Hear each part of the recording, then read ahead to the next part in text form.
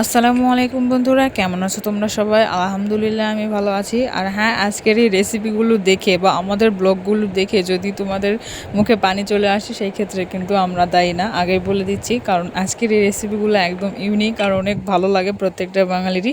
তো যাই হোক, এখানে আমরা সকালে নুডলস খেয়ে নিচ্ছি নাস্তার হিসেবে, তারপরে আমাদের ডিউটিতে চলে যাচ্ছি, রান্নাবান্নাতে। তো যাই হোক, এটা আমরা আমাদের ডিউটি মনে করি আর কি, মানে দায়িত্ব।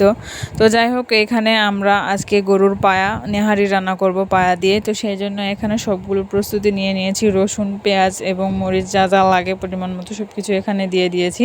আর হ্যাঁ, এই রান্নাবান্নার কিন্তু আমি রেসিপিটা এই ব্লগে দিয়ে দিচ্ছি না, কারণ ব্লগটা অনেক বেশি বড় হয়ে গেলে তোমরা দেখতে চাও না। তো সেই জন্য আমি ব্লগটা অনেক বেশি বড় করব না, এই জন্য আমি পুরো ডিটেলসে দিইনি। এই রেসিপি নিয়ে আমি একটা ভিডিও তৈরি করেছি, এটা এই চ্যানেলে আপলোড দিয়ে দেবো ইনশাল্লাহ, তোমরা পরবর্তীতে দেখতে পাবা। এবারে তো প্রেসার কুকার থেকে ঢেলে এগুলাকে আবার কষায় নিতে হবে অল্প কিছুক্ষণ। তো দেখতেই পাচ্ছ কতটা লোভনীয় এখন লাগছে, আমার কিন্তু মুখে পানি চলে আসছে, বুঝছো গাইস। কিন্তু বলার কিছু ছিল না, কারণ ওই সব রান্নাবান্না হচ্ছে আর আমি অনেক ব্যস্ত ছিলাম সেই জন্য। তো যাই হোক, এখানে কিন্তু আজকে মুরগির পায়াও আমরা রান্না করেছি, মানে আমাদের বাড়িতে আজকে শুধু ইউনিক রান্নাবান্নাগুলো হচ্ছে। তো যাই হোক, এখানে মুরগির পাগুলো পরিষ্কার করে নিয়ে ওগুলোকে ভালোভাবে আমি যেগুলো কাটতে হবে সেগুলো আমার কেটে নিচ্ছিল আমার শাশুড়ি। তো আমি ভিডিও করছিলাম সেই জন্য। তো যাই হোক, এখানে মুরগির পাগুলো কিভাবে কাটছি তোমরা দেখে নাও। আর হ্যাঁ, মুরগির পাগুলো কিন্তু ভালোভাবে পরিষ্কার করে নেওয়া হয়ে গিয়েছে। আর এই মুরগির পা রান্নার রেসিপিটা কিন্তু আমি এই ব্লগে দেখাবো না, কারণ আমি এই চ্যানেলে অনেক আগে একটা ভিডিও আপলোড দিয়েছিলাম।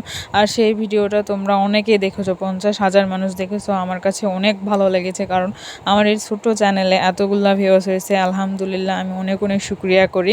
আর তোমাদেরকে অনেক ধন্যবাদ জানাই। আর যারা আমার চ্যানেলের নতুন সাবস্ক্রাইবার, তারা হয়তো রেসিপিটা দেখোনি, তো সেই জন্য তোমাদের সুবিধার্থে আমি আমার এই রেসিপিটা কিন্তু এই ভিডিও ডিসক্রিপশন বক্সে দিয়ে দিব, তোমরা যারা দেখোনি অবশ্যই দেখে নিবা।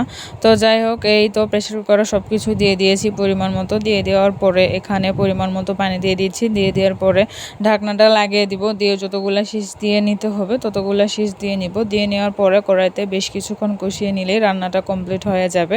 তো এই তো আমাদের রান্নাবান্নাটা হয়ে গিয়েছে। উপর দিয়ে একটু ভাজা জিরের গুঁড়ো দিয়ে দিচ্ছি, এতে করে ফ্লেভারটা ভালো আসে আর খেতে দ্বিগুণ স্বাদ লাগে এটা দেওয়ার জন্য।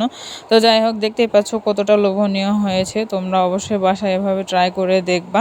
যেহেতু আজকে আমরা মুরগির পাওয়া, গরুর পাওয়া এগুলো দিয়ে নেহারে রান্না করতেছি, তো সেই ক্ষেত্রে কিন্তু রুটি না বানালে আমাদের বাঙালিদের ভালো লাগবে না একদমই। আমরা নেহারি দিয়ে রুটি খেতে অনেকটাই ভালোবাসি, পছন্দ করি আর কি বাঙালিরা। তো যাই হোক, এখানে আমরা রুটি বানানোর জন্য আটাগুলোকে সিদ্ধ করে নিচ্ছি। নিয়ে রুটি বানানোর যত প্রসেসিং আছে সেগুলো আমি করতেছি এখানে। আর হ্যাঁ, আগের যুগের লোকেরা নাকি বলতো যে রুটির কাজ নাকি কারকুটি। কিসের জন্য বলতে জানেন? এই যে রুটি আটা প্রথমে সিদ্ধ করো, তারপরে আবার বলো, তারপরে আবার ভাজো একটা একটা করে, এজন্য নাকি বলতো আগের যুগের লোকেরা, আমার দাদু শাশুড়ি বলে।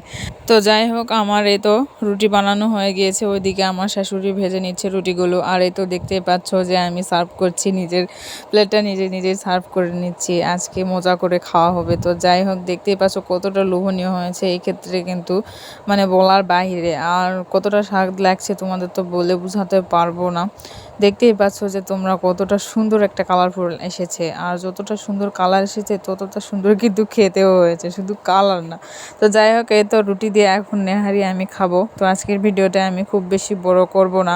যদি তোমাদের কাছে আমার এই ভিডিওগুলো ভালো লাগে, তাহলে অবশ্যই একটা করে লাইক আর একটা করে কমেন্ট করবা। এতে করে তোমাদের এই লাইক কমেন্টে আমি আরও বেশি ইন্সপায়ার হব, আর আরও বেশি মানে ভিডিও আপলোড করব, তোমরাও দেখতে পাবা, আমারও ভালো লাগবে। তো সবাই ভালো থাকো, সুস্থ থাকো, আল্লাহ হাফেজ।